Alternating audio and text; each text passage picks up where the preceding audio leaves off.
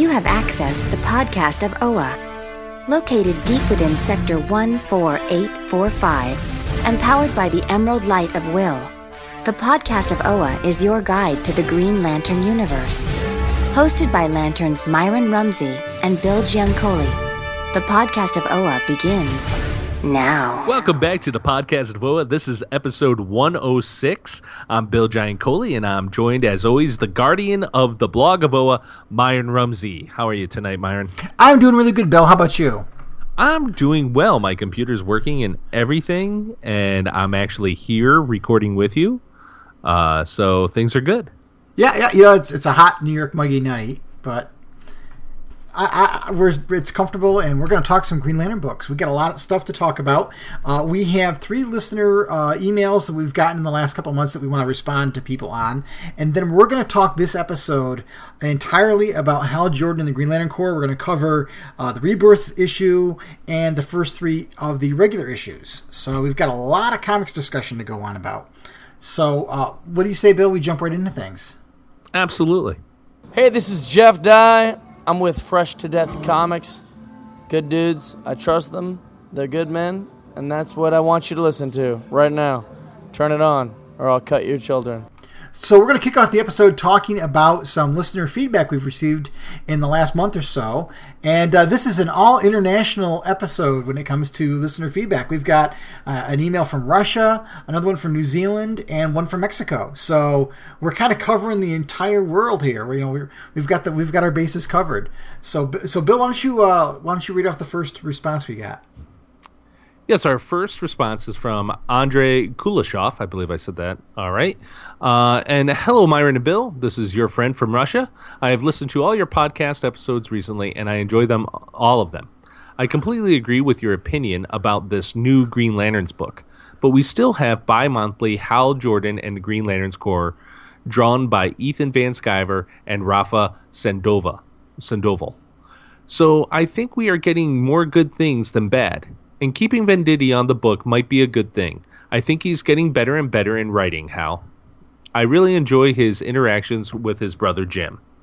I always liked Jim Jordan. I read some of the old Silver Age stories with him, and it was always funny how Jim's wife Sue thought that it was Jim who was Green Lantern and not Hal, because of various combinations of circumstances. She even married Jim thinking that he was the Green Lantern. And by coincidence, I also read a story from the 90s written by Gerard Jones where Sue and Jim already have kids, but Sue is still thinking that Jim is the Green Lantern, which means Hal was deceiving them for decades. Also, I wanted to point out that the final issue of Edge of Oblivion have a nice reference to the Green Lantern Mosaic, which was also written by Gerard Jones in the 90s. I'm sure Myron noticed it and can tell us about it much better than me. Thank you for your great work on the blog of OA. Is the only website that I visit to read reviews of comic books. And podcast of OA is the only comic book podcast that I listen to. Well, thank you, Andre. P.S. I would love to hear your discussion about Batman vs. Superman, like when you devoted podcast to the Man of Steel movie. I love it and went to see it in the theaters 5 times. Andrei Kuleshov. All right, so Andre, I thank you very much. That's very flattering. I'm glad that we are the only podcast you listen to, and I hope it stays that way. No, I we're always flattered when we hear compliments like that. And now I'm assuming you mean you went to see Batman versus Superman 5 times, or is it the Man of Steel that you saw 5 times? I'm assuming you saw Batman versus Superman 5 times in the theater. And personally, I would consider that a waste of money. but I wouldn't. But Byron wouldn't. And this is our he said segment of the show. I don't know if we would devote a whole podcast to this movie, but I don't know, Myron. So just how about a brief why you like Batman versus Superman, and then I'll give my brief. And, okay. Yeah, there. I really enjoyed Batman versus Superman because, first of all, it's seeing the big 3 on the screen together for the first time. I thought that what DC did was very ballsy with the decisions they made with Superman at the end of the film. I don't want to give it anything that still might be a spoiler at this point for certain people, but I thought it was very ballsy that they did what they did and some of the creative decisions they chose. I'm not really sold on the version of Lex. I get what they were going for. I'm not sure if it was just Jesse Eisenberg's performance of the script, but it's obviously what they were looking for because they directed him to be that way. I kind of enjoyed where they were going with it. He was a little over the top for me. I think that they made a bad choice by cutting the film down as much as they did. I think if you see the ultimate cut, it's a much better film. But there are still things that are in there that make it hard for viewers. Specifically the dream sequence and the appearance of the Flash threw a lot of people off. There's some things about it I didn't like, but overall I really enjoyed it. And like Andre, I saw it multiple times in the theater. I actually bought the ultimate ticket, the metal ticket they had that let me go see it as many times as I want in any format I want. So I saw it in IMAX, I saw it in IMAX 3D, I saw it in regular 3D, I saw it regular. I really enjoyed it overall. I thought the performances were good. I think anybody who thought Affleck was going to be a bad Batman got proven wrong because I thought he was great in the film. I think the movie was ultimately about the redemption of both Batman and Superman because this is a Batman who is a lot further along in his career and is very jaded at this point. He's crossed lines because of the death of Robin, and this was as much about him redeeming himself in the eyes of the world as Superman finally being accepted for his sacrifices that he makes in the film. People make a little fun over the Martha thing, but it's funny for somebody who's read comics as long. I never made that connection about Martha being both their mother's names. So I thought it was kind of brilliant in that there was a way of snapping Batman out of it. It made him realize that Superman wasn't this inhuman being, that even though he was alien, he was very human. So I liked it because it was a very meaty comic book film as opposed to an action movie with superheroes in it. So I enjoyed it. Myron, I'm going to take the opposing view. Okay. There's a couple. I will just go through kind of my bullet list of where I felt about Batman versus Superman. The first of all, I saw it in the theater, and then I actually own the extended copy. So kind of shows you how much of a a geek whore I can be. So with that being said, I did watch both that and the extended cut twice, mind you. The extended cut told the story, filled in a lot of gaps, I think, that made the story a little bit better for me. It softened my stance on it. When I first saw it in the theater, I was not happy one bit. And here are the reasons why I wasn't happy. One, I did feel like, as somebody who likes to tell stories, I felt like the story was the motivations for everybody seemed not all there. There was a lot of why would he have done that questions? And I can suspend my disbelief in those for a certain number of times, but then there is a point where I just got in the theater, I'm watching it, and I'm like, why is he really motivated to do such a thing? Why is he trying to do this? And the Martha connection, like you, that was the first time that I've kind of made that connection myself. So props to them making a connection that, I think, like you said, maybe a lot of comic readers never really put two and two together. However, was it that strong where it's like, geez, I'm about to put a spear through your chest?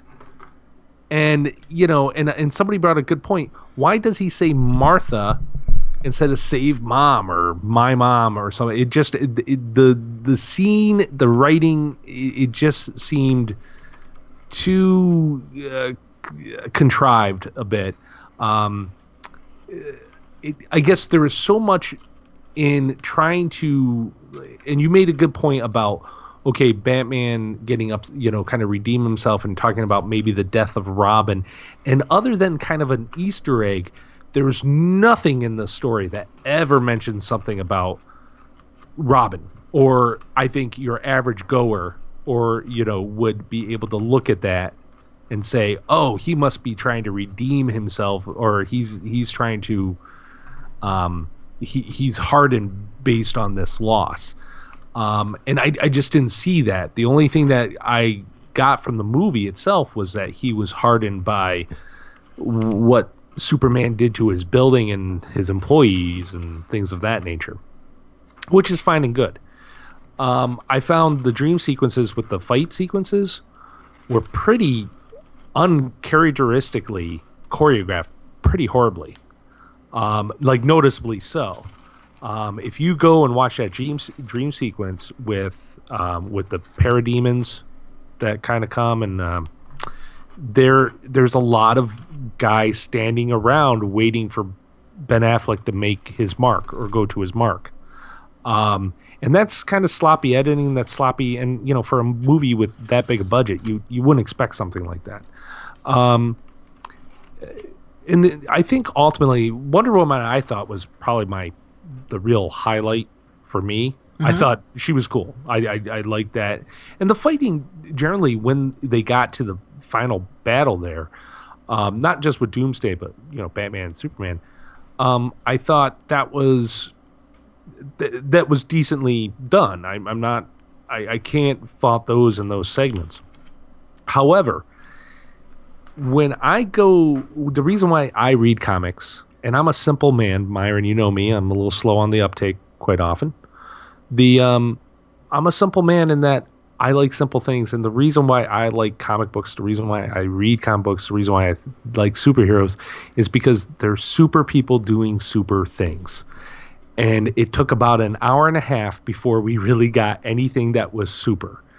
And other than Superman lowering things to the ground like a ultimate forklift, and Batman being very, dark and mysterious, really the only thing we saw in that, Batman really do, other than driving that beautiful Jeep commercial at the beginning, we didn't see too much of what Batman was doing. Like the fight scene with Batman when he goes to save Martha, mm-hmm.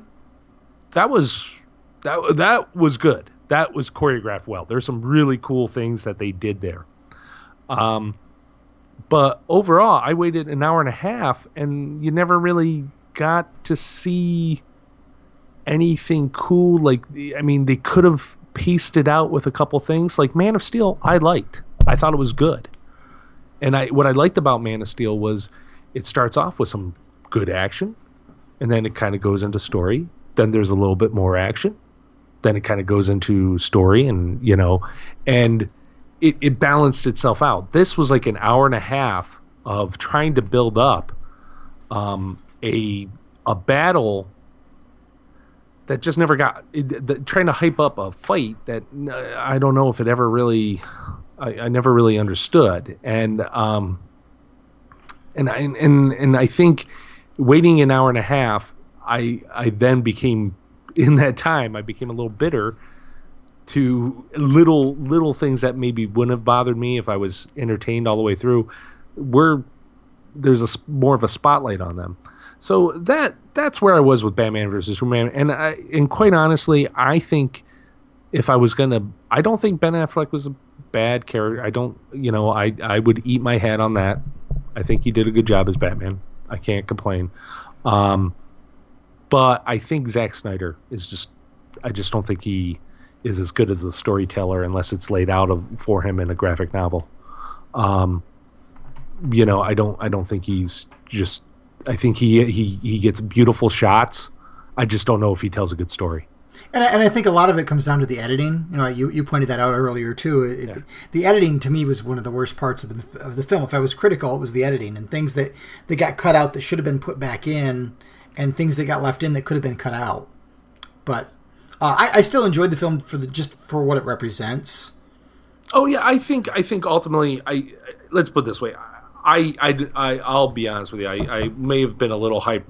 There might have been a little hyperbole of me saying it was horrible, but I think the extended cut helped it a bit, in my opinion. Mm-hmm. But I still don't think it's a step up. I think for let's put it this way: it didn't turn me off so much that I'm not gonna want to go see the Justice League or some of the other DC movies. Mm-hmm. And I know you haven't seen Suicide Squad yet. I thought that was that's a very much of an action picture to me. and I may enjoy that because that's, hey, give it to me straight, man. We're here to have fun, and and if you give me, I'll take a weaker story with superheroes doing fun stuff than a really strong story where superheroes are like in courtrooms. Right, I would say, and I know you haven't seen it yet, so I don't want to mess anything up for anybody who hasn't seen the movie. I would say the weakest part of the movie is the overall story, the plot itself.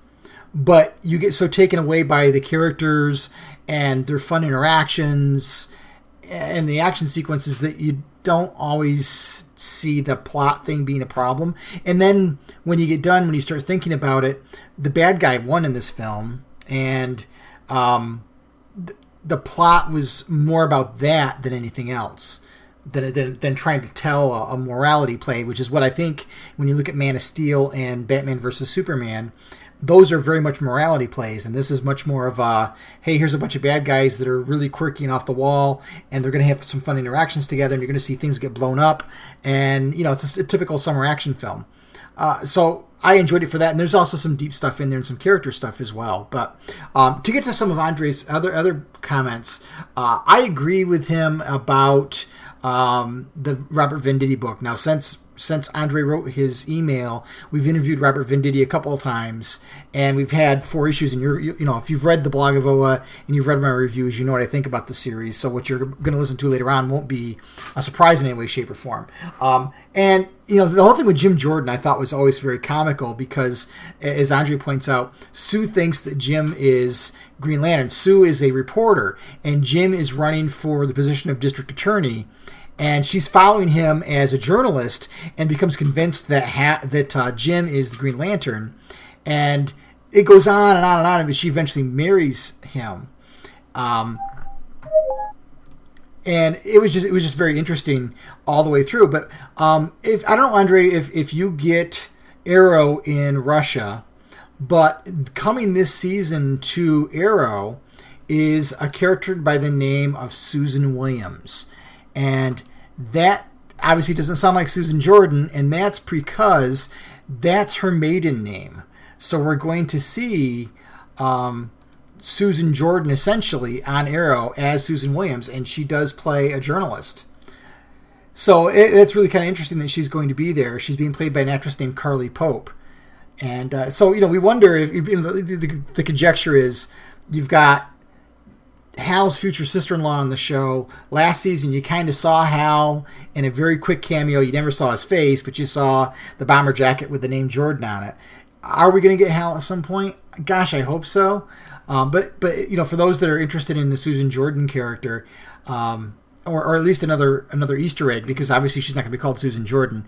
Susan Williams in this next season, she will be a reporter from Coast City. So it kind of a neat little Easter egg there. And then Andre talks about the Edge of Oblivion in that final issue with a neat little shout out to Mosaic. And yeah, in that final issue, when they are combining the city on the planet Perron and putting that city on Mogo and combining things, there's a comment that John makes, and he calls it an incredible mosaic. And for those that have not read Green Lantern Mosaic, it was a really neat Gerard Jones, John Stewart-led series that was out at the same time as his Green Lantern book. It was at a point where Green Lanterns were once again, they had four books. You had Green Lantern Mosaic, you had Green Lantern, you had Guy Gardner's book, and then you had Green Lantern Corps Quarterly. So you had, it had an anthology book and three main series. But the Mosaic world was a case of a planet on Oa. It was Oa, and a guardian had brought all these, because he was lonely, he was driven mad from his loneliness. He pulled all these cities from across the universe and put them together in one world, and they had all get along. And so you had all these different races trying to get along with each other, and John was kind of the sole Green Lantern presence there, and he eventually becomes a guardian. And Chip died; he got hit by a school bus in that series. But it was a neat book, and if you haven't read it, it's an interesting read. It's a very trippy book. and it was originally going to get canceled early on in its run, not because it didn't sell well, but because DC and editorial didn't think that the book fit in with the rest of the line because it was so, air quote, out there. But it was a really neat series. I mean, if you haven't checked it out, I don't believe it's been collected in trade, so you have to find it as individual issues. But it's definitely a good read. And like Bill, I greatly appreciate your comments about the blog and the podcast.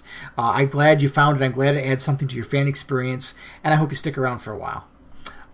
With that said, we've got another email. This is from Jay, and Jay is from New Zealand.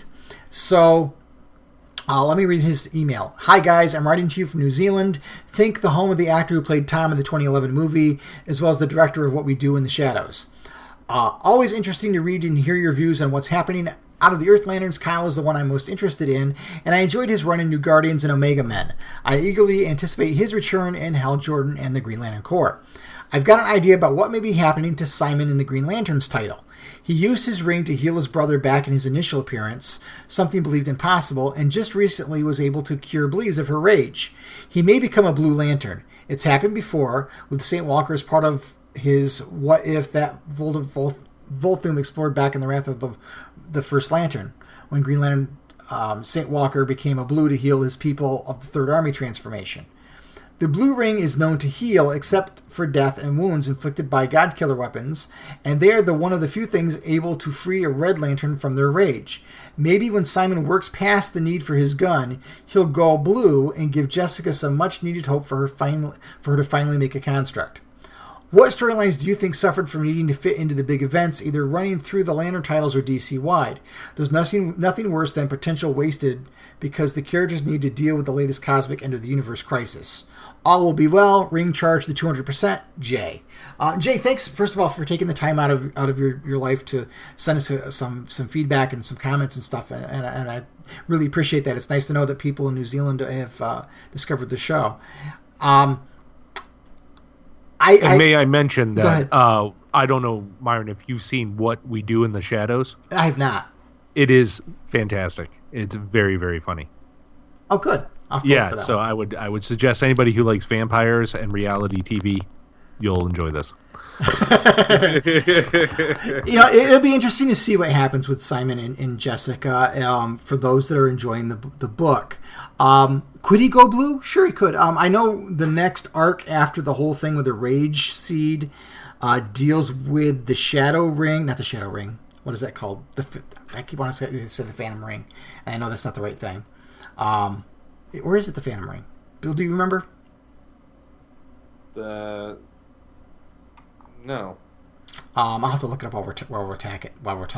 It very well could be what happens with him. I think one of the two of them I would think would be destined to get this ring.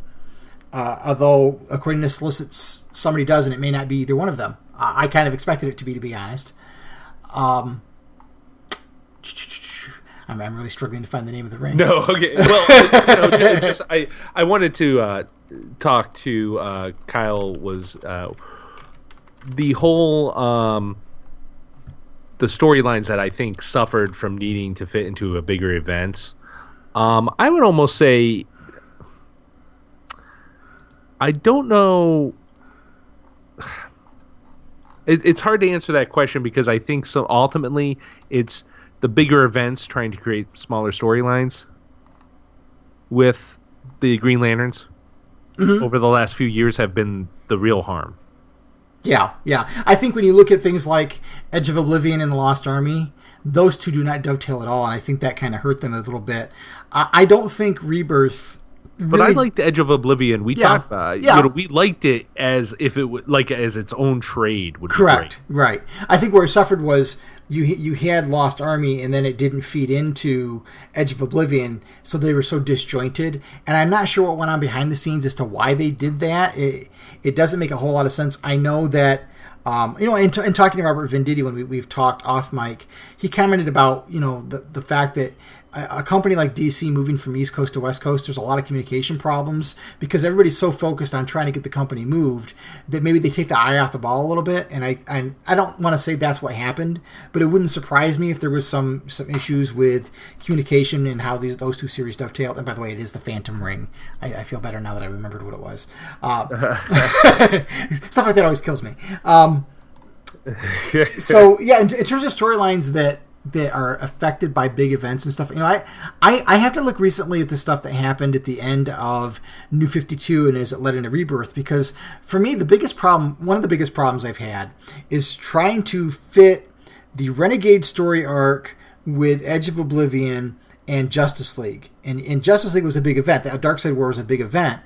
But what happened with the Green Lanterns at the end and with Simon Baz and stuff really made no sense. And then to come out of Rebirth and have the continuity so messed up with the beginning of that book and how we're supposed to think now that Simon Baz is a rookie when he's not. And he'd already gotten rid of the gun. He didn't use the gun in Edge of Oblivion at all. There's lots of things like that if you're a long-time reader, you've got that continuity you've been going along with. And I hate to keep going back to the word continuity because for a lot of people, they think that's a bad word. But if you're Can I ask a loaded question then? Sure, you go right ahead. All right. So, how did Mosaic fit into the continuity back in the early 90s? It worked fine. Did it? Yes. Okay. Yeah, because you only had, back in the time, the Guardians left with the Zamorans, and they left one Guardian behind. And he went a little crazy because he was all by himself, and he created this Mosaic world on Oa. And there weren't, at the same time, there weren't a lot of Green Lanterns. The Green Lantern Corps had shrunk, and there were only a handful, and they were in rebuilding mode. So it worked out okay. Eventually, the Mosaic world got fixed, for lack of a better, to sum up a 12-issue miniseries. it got all better. I would love to read that trade. But what was hard for me with this one was you had, Hal is a renegade in one book, and you had him in his regular outfit in another book, and he had the Green Lanterns lost over in one book, and then they were back, and then they're supposedly gone again, and then he had Baz that were with the gone Green Lanterns, who's here, who suddenly doesn't remember he was ever with them. And it's that whole knotted bundle of stuff that's difficult. And I don't say that's necessarily a problem with Rebirth. I think it's the problems getting up to Rebirth and some of the stuff they just kind of threw caution to the wind. Either they didn't communicate from an editorial perspective, or they didn't care and just let Jeff Johns do the story he wanted to do, and if it didn't line up, oh well. I don't know. Rebirth didn't change continuity per se, other than it led to the revelation that when New 52 happened, that's when continuity got screwed with, and now things that were existing before New 52 and original DC continuity are coming back, like Wally West, and saying, hey, somebody was screwing with time. And that's kind of all Rebirth really did. It didn't do a reset like Crisis on Infinite Earths or Flashpoint or any of those kind of things. But as for Kyle, we know he's coming back. So it's a matter of time. We just don't know when. So thanks, Jay, for your email. We greatly appreciate it. And our last email comes from Edgar Lopez from Mexico. And it says, hi, guys. I'm a bit late to the episode. Thanks for reading my message. But first, I want to say that Rebirth is really good now for all the DC fans. I feel like Jeff Johns is telling us, quote, sorry for making you forget Legacy, Love, Fun, and Will, quote, and Green Lanterns make me feel like this two characters can grow and let me love Green Lantern mythology from fresh eyes. Thanks to welcoming me on the podcast, and can't wait for the next episode. Saludos. All right. Well, thank you, Edgar. I'm glad you're enjoying the podcast. And so, I mean, I have kind of an interesting question here. But first, I want to talk about this, Edgar. But yeah, I think Rebirth is turning out to be okay, as we're going to talk about in a little bit here. But yeah, I think I don't know if it's a Jeff Johns saying sorry, but I think it's it looks like it's on an upswing. It's interesting when you look at the sales. The Rebirth books really, really sold well for DC. DC won the month of July in book sales, so that's obviously always a good thing. And as far as Green Lanterns go, I've seen a lot of people who haven't been reading Green Lantern that latch onto that book. And that's fine. I think my problem I have with it is it doesn't really represent Green Lantern mythology to me and what I think Green Lantern should be. And it also plays hard and fast with the way the lore works. So I get concerned with, A, I don't think the quality of the books is very good. And B, I worry that people that are going to come into it and come into this legacy of this mythology, that they're getting the wrong impression about the way certain things work. And then when they're going to see other things, they're going to be confused. So I hope that those that do come on board through Green Lanterns pick up both books so they can kind of get a bigger picture and don't just focus on Jessica and Simon. I hope they kind of stick around for the larger story that's going on and get more experience with the lore. And if that brings them aboard, that's fine. I almost feel like the Green Lantern books right now are kind of they're written for two different audiences. That Green Lantern is written for people who have not read Green Lantern a whole lot before, and that the Hal Jordan Green Lantern Corps book is for the diehard fan who's been around for a while. And that's just my perception. Bill, what do you think? Well, I think with the Green Lanterns in general, and we're going to talk about them in another episode, I think they're trying out some characters. I think they're trying some things out new. We kind of saw the writing on the wall. The books were dwindling. I think we may have hit where we need to be, like on an upswing. And I think concentrating Hal and reconnecting him with the Green Lantern Corps is only going to be better in the long run. And I think what you're finding is maybe Simon and Jessica are kind of transitioning to maybe something to keep the other color spectrums alive. It's a new Guardians, maybe, perhaps. Yeah, you never know. We don't know what, we think there's a plan. It was interesting back when this all got announced. I remember Ethan Van Sciver messaging me on Facebook and saying, it's all going to be good. Just you have to wait. I know it's coming up, and you'll be happy. So, now, go ahead. I was going to say, well, here's my weird question. Do you think Jeff Johns could be like a micromanager? I don't know. I really, everybody you hear that talks about collaborating with him talks very highly of him, but maybe he is. I don't know. I mean, I you were my boss for a little while, and I always talked highly of you. What do you both know that's not always true. No. What are you trying to say, Bill? I'm just saying, well, yeah, I could see where you would want to say that to Jeff Johns.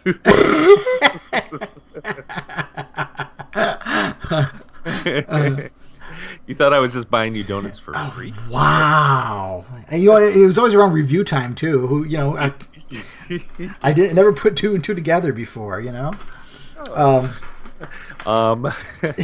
so I how would I even possibly know?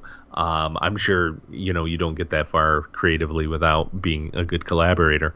But, at the same time, when you create something that, almost is kind of like your baby, and you've seen your baby grow to, like, really great heights, you might, and then you're in the middle of moving, and that kind of causes, like, a lull.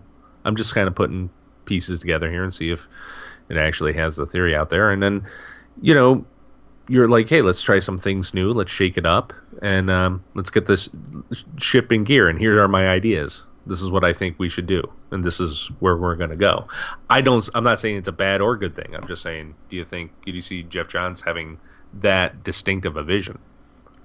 I don't know. To listen to them talk during this whole Rebirth relaunch thing, you get the impression that he and Jim Lee and Dan Didio got together and had a deep conversation and talked about that kind of stuff.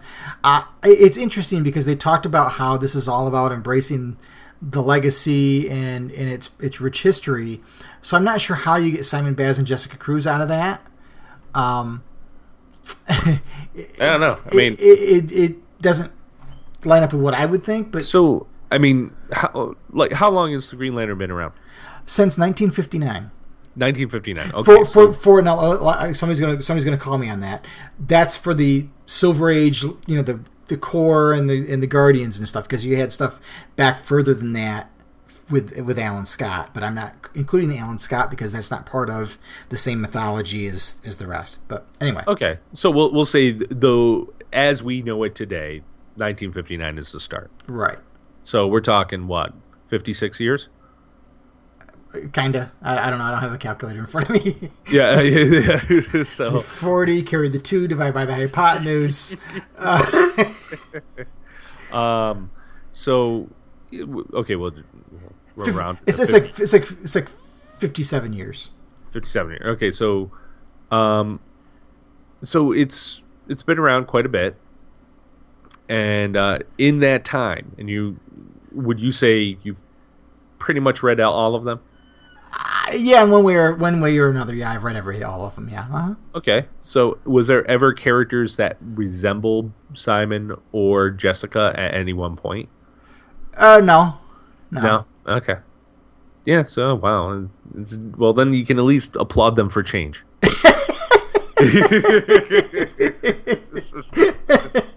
And it's funny because I've had people online say, "Well, what's wrong with the female Green Lantern?" I'm like, "There's nothing wrong with the female Green Lantern. There's a lot of great female Green Lanterns already. Why do I need another one who cowers behind a rock while their partner's being beat up by Red Lanterns?" But is it Aricia?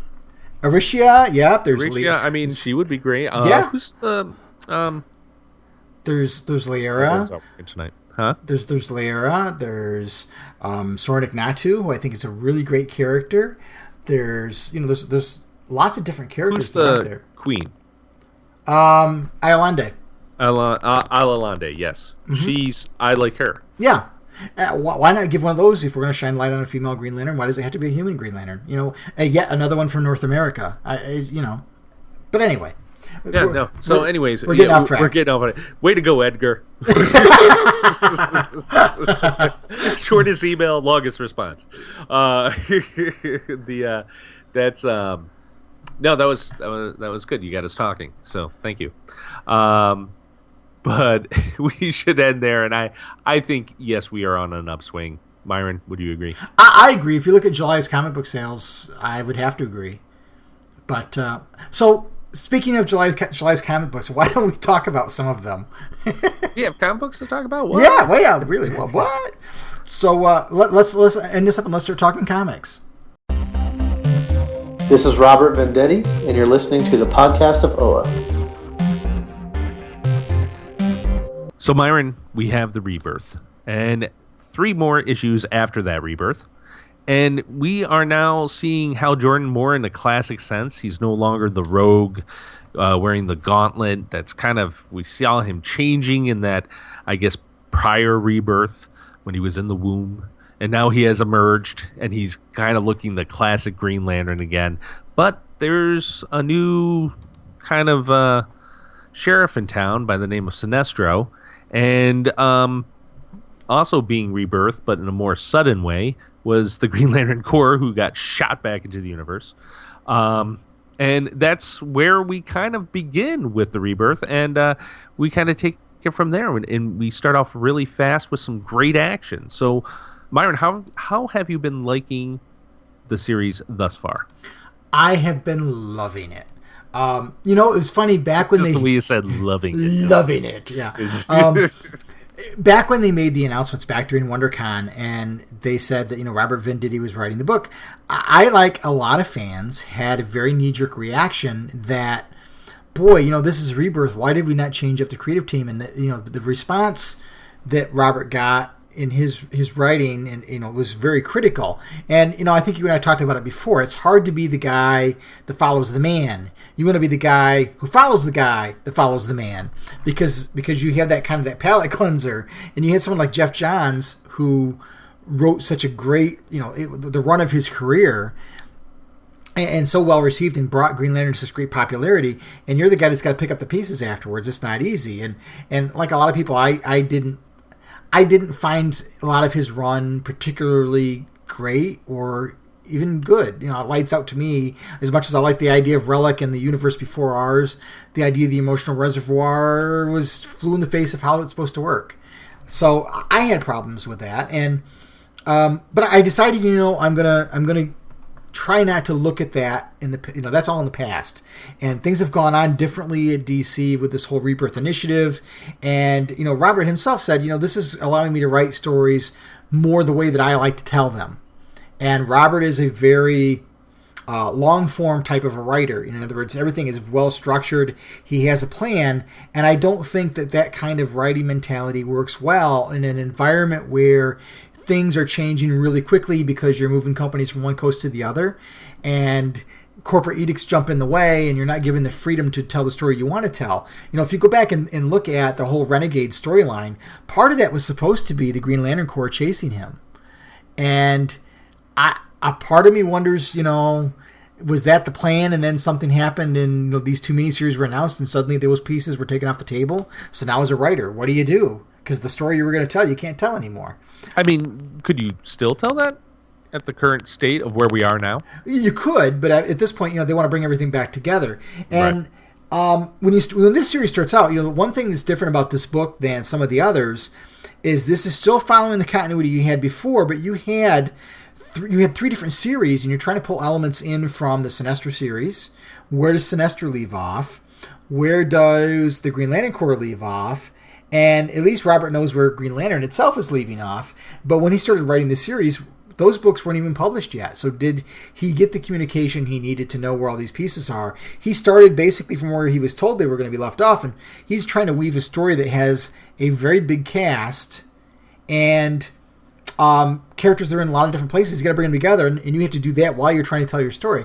I think it's a big challenge, and I thought that this Rebirth issue in particular did a great job of showing you where everybody kind of was in this. And the first thing he does is he gets Hal back off of the whole Renegade mode and back into the ring where he needs to be. I mean, we don't really see the Corps in this issue, in this first to go around. Mm-hmm. But at least we see where Sinestro is. Sinestro's taken over. His plan has succeeded. You can see how the whole war with the Paling has aged him and how withered he looks at this point. And, while that's happening, you've got Hal, who is still suffering from the effects of Krona's Gauntlet and is really losing himself in his own willpower. And through him telling and trying to remind himself of who he is, we get the backstory we need. If you're a new reader, you at least get the basis of what you need to know about Hal, the Corps, how he's gotten to this point. I thought that was really kind of neat. And then you see him forge this ring from his own will, which hasn't been done, and it was the way that he brought himself back.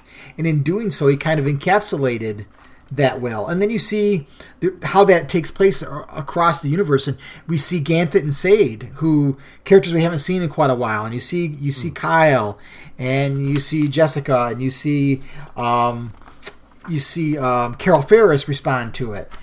I just thought that was really kind of a neat moment, and part of it is elevated by Ethan Van Sciver's art, to be sure. And, you see Sinestro get reunited with Parallax. I thought it was a great setup story. We've got a brand new ring, a different design for a Green Lantern ring. We see, where everything's going to go. And it was, to me, I thought it was a great setup issue right out of the gate. I thought it was the perfect way to start off. And that was the only issue we've gotten from Ethan Van Sciver so far. But I thought seeing Ethan and Robert on this book, I don't know, to me, it took away any of that anxiety I had kind of went away. And again, I think maybe my perspective is a little different too, because I've had the opportunity to talk to Robert a couple of times, and I can sense his enthusiasm. I've sensed Ethan Van Sciver's enthusiasm. I'm very optimistic after this first issue. I was so happy with this. To me, it was my book of the month. And I mentioned a little bit ago that DC Comics won July sales. This Rebirth issue was the number 10 selling book for July. Wow. Which says quite a bit. Absolutely. It sold nearly 114,000 copies. And then when the first issue comes out, that book was number 11 on the charts. And it sold 108,000 copies. So you had two Green Lantern books, the two Hal Jordan books, taking the 10th and 11th spot, which I thought was, that we haven't seen that in quite a while, since Green Lantern number 20 is the last time we had a book in the top 10. Well, yeah, so we're on an upswing. Yeah, we called it. Yeah. You and I called it. we called it. Yeah. But what was your opinion of that first issue?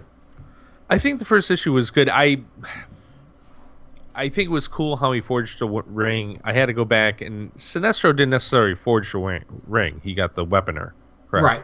Okay, so I started thinking about, but didn't he produce a ring for Hal Jordan? The rings used to have the ability to duplicate themselves, and so he created a ring for Hal out of his ring. Yeah, so I mean, nonetheless, I was trying to comprehend like what exactly is this meaning? Is he continuing to kind of take on this? I'm going to become Living Will, kind of alter ego or something like that.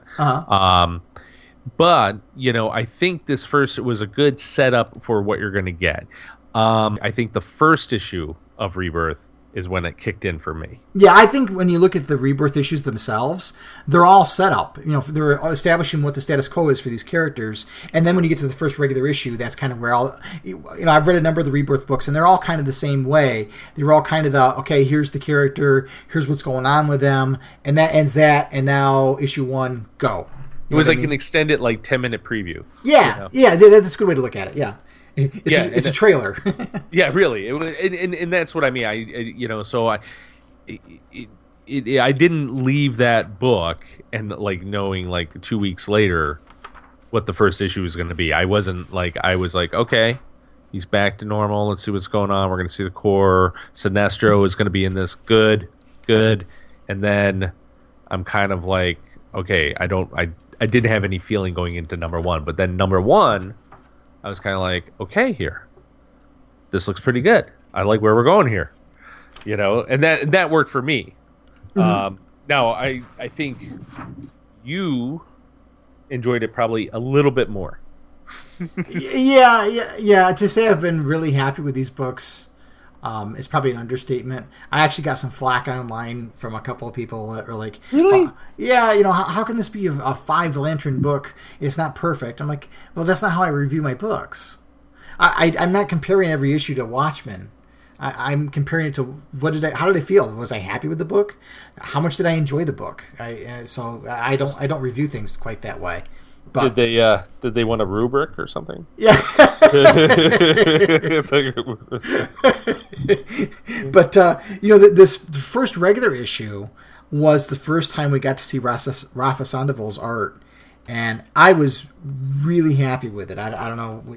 No, I thought the artwork has been just consistent and very, very good. In fact, you know what? Green Lanterns, they had a couple issues here and there, but overall, I thought the Green Lanterns book looked good too. Hit or miss. You had one book that you had so many different artists; it was really hard. There's one issue in particular that was really kind of cringeworthy to me, but I really, after looking at the Rafa Sandoval artwork, I'm really, really happy with what we've got here. And one of the things, I guess, if I looked at the tone of this series, is it's cosmic adventure on a really high scale, and it was nice to see. I kind of felt bad for Sornik Natu in the first issue because she finds out she really got used. Oh yeah, it is a little bit Dad. It was my turn to drive. Yeah, thanks for being the face of the organization long enough to get us to be the major law enforcement ruling body in the universe.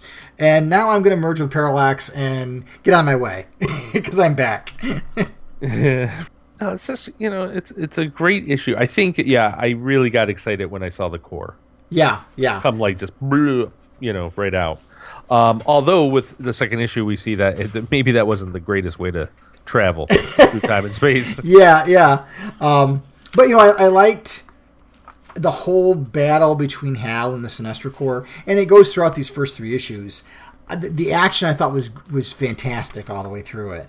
I liked how when we saw Slush and Mash fighting Hal and Mash having different personalities out of each head, and it was fun. I guess it's one of the first times in a while I read a book and felt like it was a fun adventure. This was Hal throwing himself at danger and trying to rescue people and doing everything he could do. And as the fight escalates through these first 3 issues, the odds keep getting higher and higher against him, and he continues to up the ante on his own end. And you're kind of cheering for Hal, but ultimately even though he's fighting 12 Sinestro Corps members at once, because of this fear engine they got going, he just couldn't sustain it for that long. They kept getting more and more overpowered, and there was just no way for him to do it. But throughout, I just thought it was a fun battle sequence that went on for these 3 issues. And then you see, the poor Lantern Corps popping out, and they're picking up their guts. But they're back, but they're not really back because they don't know where they are. They can't get anywhere. More deaths. And, you see that John has really asserted himself as the Corps leader. The one thing I noticed in particular about the Sandoval artwork in this first issue, when we do see the Green Lantern Corps come through that rift, is that Ismat Cole has been redesigned. He looks very much like the movie version of Ismat Cole, which was kind of neat to see. I didn't pick that up. But I've enjoyed that issue. The second issue, I felt the same way. Seeing Guy Gardner boxing on Mogo as his way to relieve stress was so in character for him, and for John to say, listen, I need to send somebody out there, and I know you're the one guy that's not going to die because you're too stubborn to die, and making him the one that goes out there to try to find out where are we, how do we get communications back. They have no idea what's going on. They're really in a bad way, and you see the Sinestro Corps continuing to get stronger and stronger and stronger. War World never looked so good. Yeah. How did you like Sarah Natu's look in this one? She looked definitely younger and more naive, which I kind of think went with what was happening. Yeah. I guess that's the one thing I don't like about Rafa Sandoval's art is I didn't care for the new hairdo for Soranik Natu and Aricia. They look very much like 50s Bob's hairdos. And it just, I don't know. I thought Soranik Natu looked stronger when she had her traditional haircut, and maybe that's why I read her that she's kind of gotten a little mousy. But I liked her retaliating against her dad. I loved the sequence in the second issue where Sinestro is talking to Slush and Mash and finding out that Hal is alive, and it's just after he's got done lecturing Soranik Natu about learning from your failures, and then she sticks it right to him at the end of the conversation and says, "Take responsibility for your failures, Father, or you'll never learn from them." And it was the exact same thing he said. I just thought it was a great dynamic between the two of them. I think one of the things I loved really about the Cullen Bunn Sinestro run was that relationship, and it's nice to see Robert Venditti pick up that ball and continue to go with it. I really felt like there wasn't a skipped beat. Yeah. With the Cullen Bunn Sinestro and here, I a very natural continuity, and this is kind of interesting. I think Rebirth 2 may have surprised me where there was a lot of continuity. I don't even know. There's Edge of Oblivion was probably the biggest, oh boy, they're cutting everything short, but they blended it in nicely into the Hal Jordan again. Yeah, I think I have to give I really have to give Robert Venditti credit because he's telling a new story, but he's taking the elements that happened before and making them kind of weave seamlessly back in, which I have to give him credit for that. War World's intact. All the characters of the Yellow Lanterns are back. It's just like the same feel that you were getting from the Cullen Bunn run. Yeah, that's fun to say, by the way. Cullen Bunn run.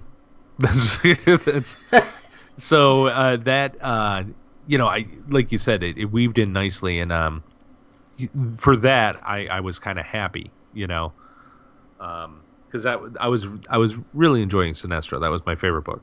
Yeah, and again, there's this issue's a lot of action sequences.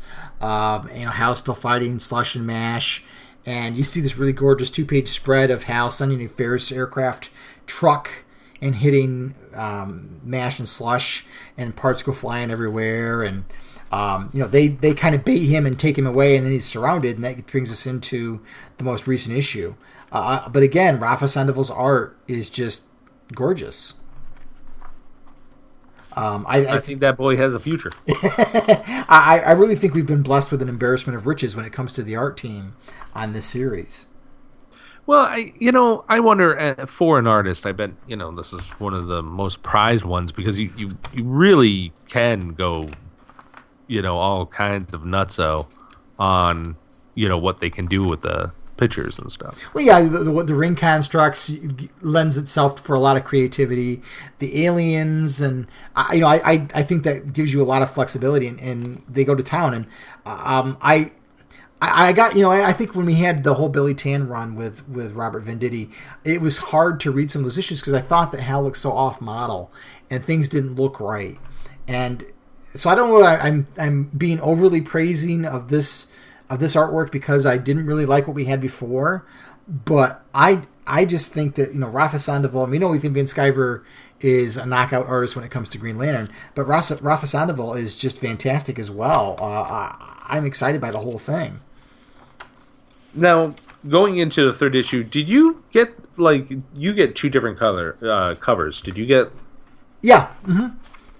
What did you think of the second one, or the alternative? The Kerry Nord second cover, I did not like it for the third issue. They just all had these grim looks on their faces. There was no expression on them. Hal's got a line for a face, and John looks like he's almost a zombie. But do you think they were going for a style, a certain? It could be. It could be. Because it's consistent though. That's the thing. I would. Yeah. Yeah.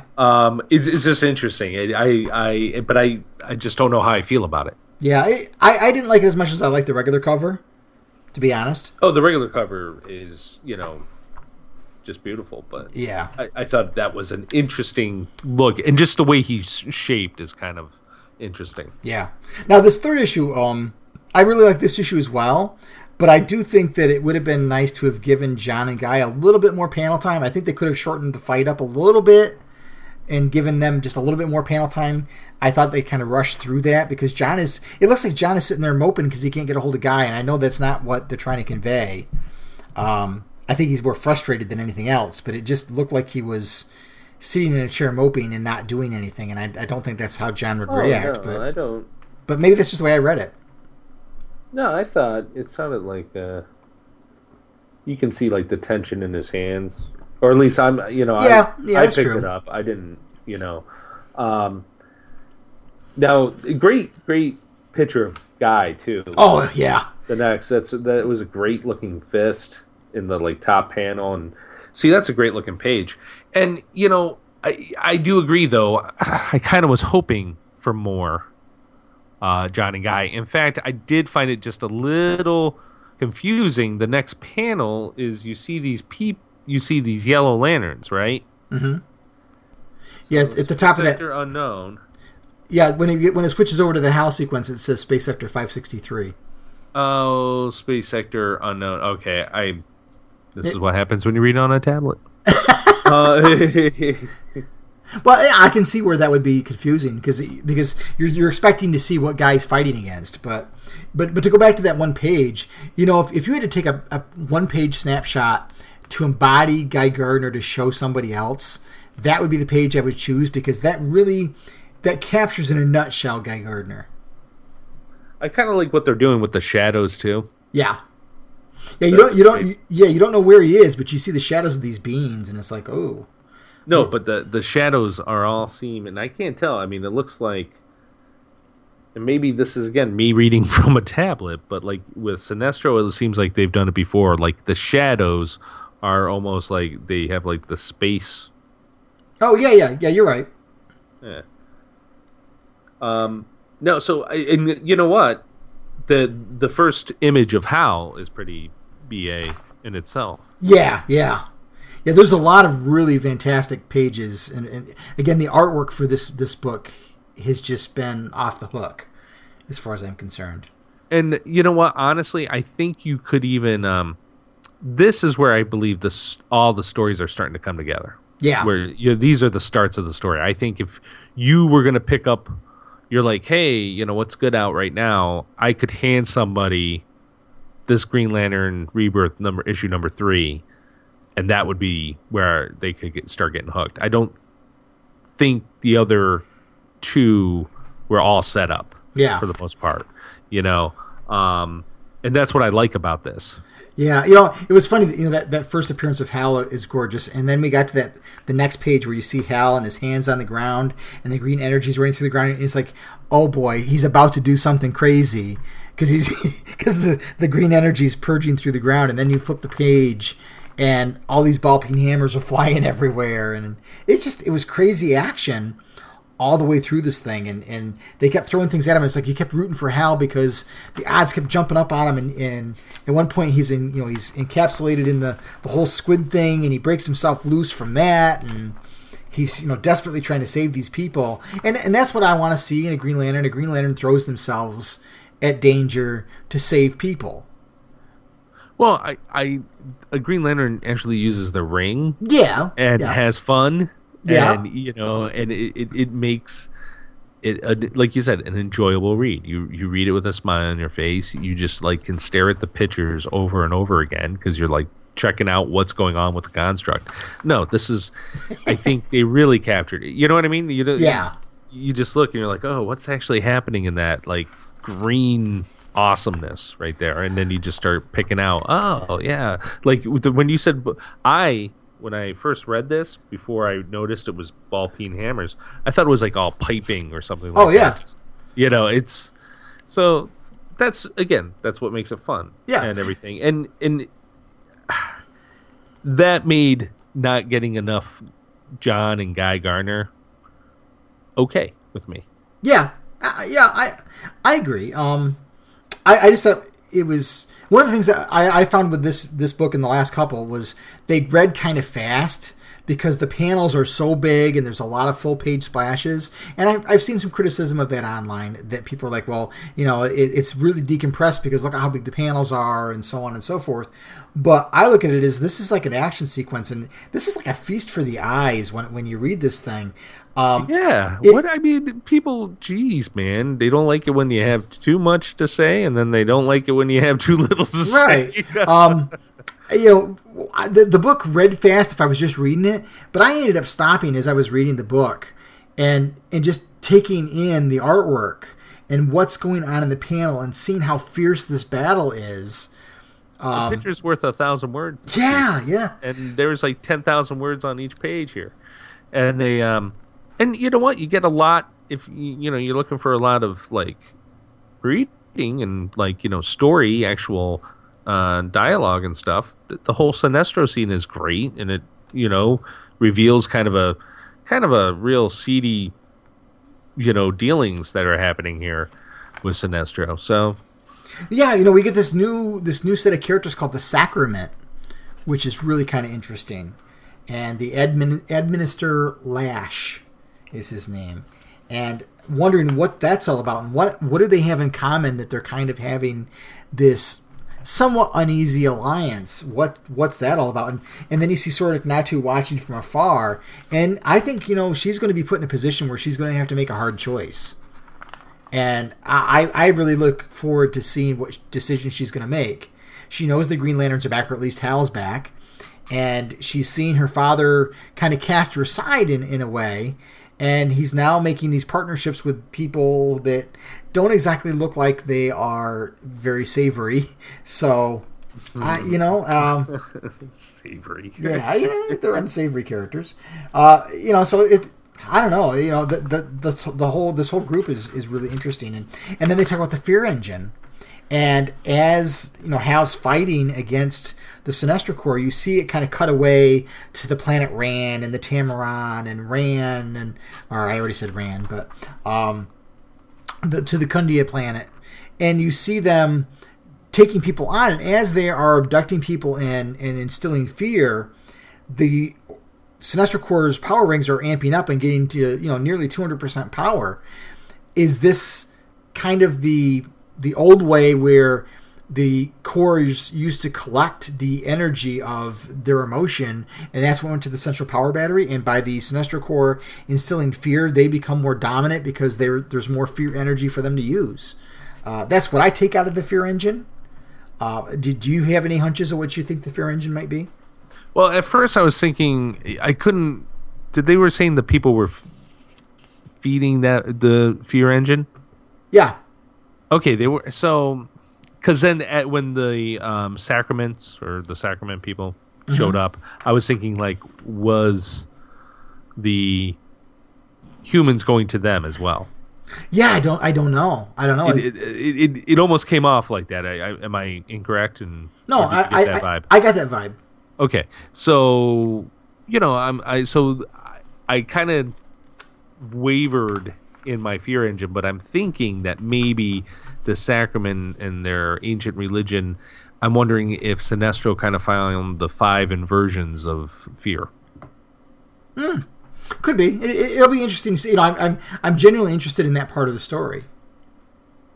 Well, it sounds like a pretty cool plan that has legs. Sure. But in the meantime, we're getting some good action. Yeah, and there's some good dialogue too.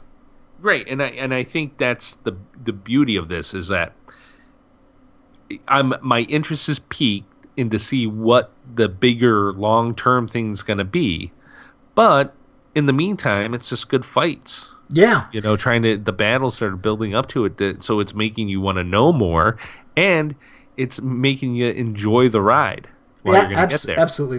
The one panel where Hal is he's just detonated a bunch of bombs, and he goes, "This pilot can dogfight all day." I'm like, oh, that's such a perfect line for him. And it is. And I was just going to say, I mean, this is. I think they are recapturing Hal pretty well here. Cocky, fist fighter, kind of guy. That I really, I don't even know if you could call it, or you should call this rebirth or anything. You know what I mean? It just seems like unless rebirth being we've transitioned back to, we reverted to a long time ago and gave you exactly what how could have been or should have been for the last how many years. Yeah, I mean the last 5 or 6 pages of this, when you see him charging at the Sinestro Corps and saying, "Come and get me," and then there's this really neat panel that just shows Hal streaking through the sky from afar towards these yellow lights that are charging at him. Was like, boy, this is the Hal I wanted to read about. So and it ends with him losing. Yeah. I mean, you see him, he gets entangled in the little octopus things, and then he breaks through from that, and he makes one more effort to go out, and eventually they just, they've hit 200% power, and Hal just can't. He can't. He's only one guy, and you see him kind of come crashing to earth, and then that last page panel, another gorgeous shot. Great. I'm just so excited for this book. I mean, yeah, the last shot is really, really. I mean, there's some really, really great pages in this one. Yeah, like iconic almost. I mean, it's not like an iconic story, maybe yet, but the images are pretty. I could see them framed and hung up somewhere. Yeah, well, if I was trying to describe a Green Lantern to somebody, I would hand him this issue because that whole sequence, it embodies what a Green Lantern is supposed to be. But we generally win the war. Yeah, generally. But to me, it really encapsulated it. If you boil down the essence of what the characters are about, that was it right there. And then and it's great because we have Sinestro back up to his old tricks, doing God knows what with the religion now, which he obviously has no care for, but they have to be providing something for Sinestro. Yeah, otherwise he wouldn't have anything to do with it. Exactly. So we got a great start to Hal Jordan and the Green Lanterns. I think it's gonna be. You can already see the tables set for them to come together. Yep. At one point, and it's classic green versus yellow kind of battles, and how can you not enjoy that? Yeah, absolutely. And a character who can be beaten, so it umps the geez, what's going to happen kind of thing. Right, exactly. You can't have a hero who always defies the odds no matter what. And here we saw him put up a heck of a fight, and ultimately he can't do it all by himself. And I think that's kind of the point. I like that he during the fight he's like, I'm going to save you, I'll save you all, and you could see he's trying to put it all on himself, and it's maybe where he needs to be grounded and needs to find his core. Yeah, you know? I agree. So well done. I applaud DC. Yes. Yep. I versus Superman, but this is good. Yeah. This has become, I mean, not surprisingly, my favorite book. So Shocker. Shocking. It becomes as an absolute. Jaws are dropping everywhere right now. I'm excited to see where it's going to go. I genuinely am. I can't wait to see the reunification of the Corps and for Hal to get back to them, and I want to know what Robert Venditti has in store for Kyle and where he's going to go after this first arc. Because you can only have the Sinestro thing be the major villain plot for so long, and you have to do some other things. And if you've read the solicitations for November, you kind of get an idea where it's going.